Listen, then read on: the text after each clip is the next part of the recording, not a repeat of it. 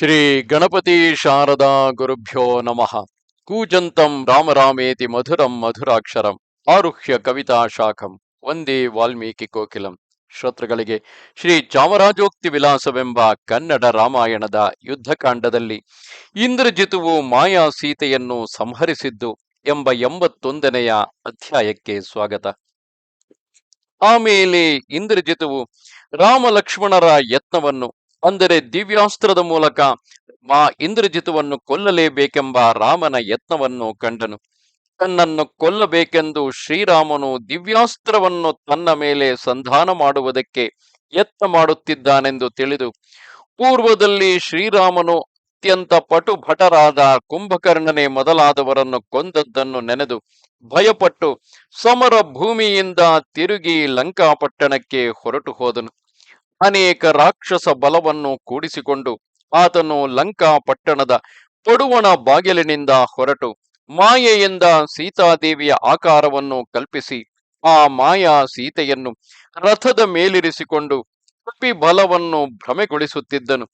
ಆ ಕಪಿನಾಯಕರು ಲಂಕಾಪಟ್ಟಣದ ಪಡುವಣ ಬಾಗಿಲಿನಿಂದ ಹೊರಟು ಬಂದ ಇಂದ್ರಜಿತುವನ್ನು ಕಂಡು ವೇಗದಿಂದ ಕೋಡುಗಲ್ಲು, ಹೆಮ್ಮರ ಮೊದಲಾದವನ್ನು ಕಿತ್ತು ಆತನನ್ನು ಎದುರಿಸಿದರು. ನೆನಪಿರಲಿ, ಪಡುವಣ ಅಂದರೆ ಪಶ್ಚಿಮ ದಿಕ್ಕಿನ ಈ ಬಾಗಿಲಿನಲ್ಲಿಯೇ ಹನುಮಂತನು ವಾನರ ಸೇನೆಯ ನೇತೃತ್ವ ವಹಿಸಿರುವನು. ಆ ಹನುಮಂತನ ಹೊರತಾಗಿ ಬೇರಾರೂ ಕೂಡ ಸೀತೆಯನ್ನು ಕಂಡಬರಲ್ಲ.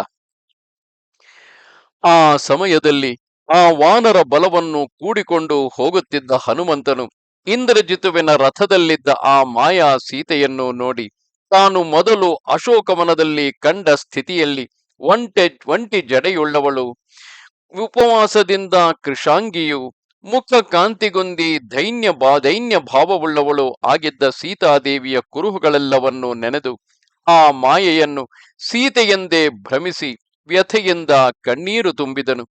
ಸೀತಾದೇವಿಯು ಇಂದ್ರಜಿತುವಿನ ಕೈವಶಳಾದ ಕಾರಣವೇನಿರಬಹುದೆಂದು, ಇಂದ್ರಜಿತುವು ಆ ದೇವಿಯನ್ನು ಏನು ಮಾಡುವನೋ ಎಂದು ಚಿಂತಾಕ್ರಾಂತನಾಗಿ ಆ ವಾನರ ಬಲವನ್ನು ಕೂಡಿಕೊಂಡು ಇಂದ್ರಜಿತುವಿನ ಮೇಲೆ ನುಗ್ಗಿದನು. ಇಂದ್ರಜಿತುವು ತನಗೆದುರಾಗಿ ಸಮರಕ್ಕೆ ನಡೆದು ಬರುತ್ತಿದ್ದ ಕಪಿ ಬಲವನ್ನು ಕಂಡು ಅತ್ಯಂತ ಕೋಪಾಯುಕ್ತನಾಗಿ ಶಂಕಾತಂಕವಿಲ್ಲದೆ ಆ ಸೀತಾದೇವಿಯ ಮುಂದಲೆಯನ್ನು ಹಿಡಿದು ಬಗ್ಗಿಸಿ ಸಮಸ್ತ ಕಪಿನಾಯಕರು ಕಾಣುವ ಹಾಗೆ ಸೆಳೆದನು. ಅದನ್ನು ಕಂಡು ಹನುಮಂತನು ಅತ್ಯಂತ ದೈನ್ಯದಿಂದ ಕಣ್ಣೀರು ಬಿಟ್ಟು ಮಾಯಾ ಸೀತೆಯ ರೂಪವನ್ನು ಕಂಡು ಅತ್ಯಂತ ವ್ಯಥೆಪಟ್ಟು ಇಂದ್ರಜಿತುವಿಗೆ ನಿಷ್ಠುರ ವಚನಗಳಿಂದ ಹೀಗೆಂದನು: ಎಲೈ ದುರಾತ್ಮ, ರಾಮ ಎಂದು ಹಂಬಲಿಸುತ್ತಿರುವ ಸೀತಾದೇವಿಯ ಮುಂದಲೆಯನ್ನು ಹಿಡಿದು ಎಳೆಯುತ್ತಿದ್ದೀಯ. ಇದು ನಿನಗುಚಿತವೇ? ನೀನು ರಾಕ್ಷಸ ಜನ್ಮದಲ್ಲಿ ಜನಿಸಿದವನಾದರೂ ಬ್ರಹ್ಮರ್ಷಿಯಾದ ಪುಲಸ್ತ್ಯ ಬ್ರಹ್ಮನ ವಂಶದಲ್ಲಿ ಹುಟ್ಟಿದವನಲ್ಲವೇ?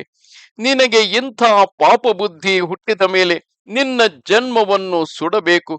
ಎಲೈ ದುಷ್ಟ, ದುರಾಚಾರಿ, ಶುದ್ಧ, ದಯಾಶೂನ್ಯ, ನಿನಗಿಂಥ ದುಷ್ಕರ್ಮವು ಸಲ್ಲುವುದೇ?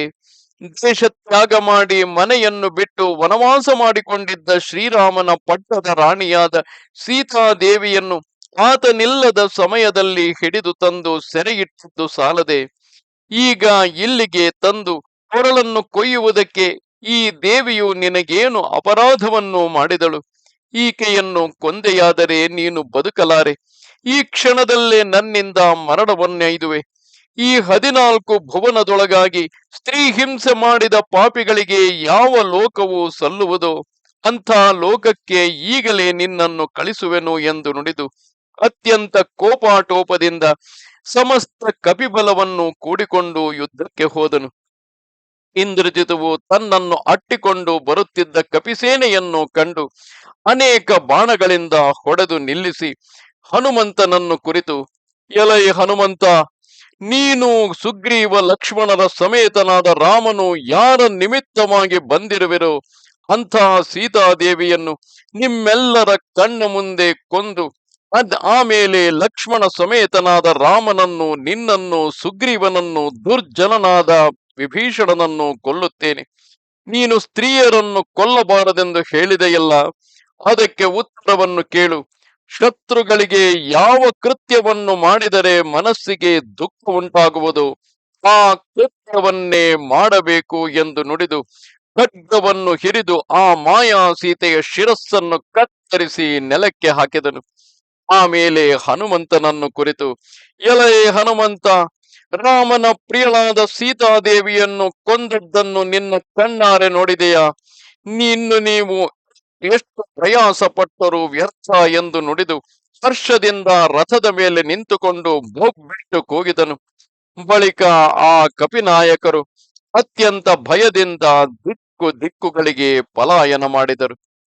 ನಮಸ್ತೆ ಶಾರದೆ ದೇವಿ, ಕಾಶ್ಮೀರ ಪುರವಾಸಿನಿ, ತ್ವಾಮಹಂ ಪ್ರಾರ್ಥಯೇ ನಿತ್ಯಂ, ವಿದ್ಯಾದಾನಂಚ ದೇಹಿಮೆ.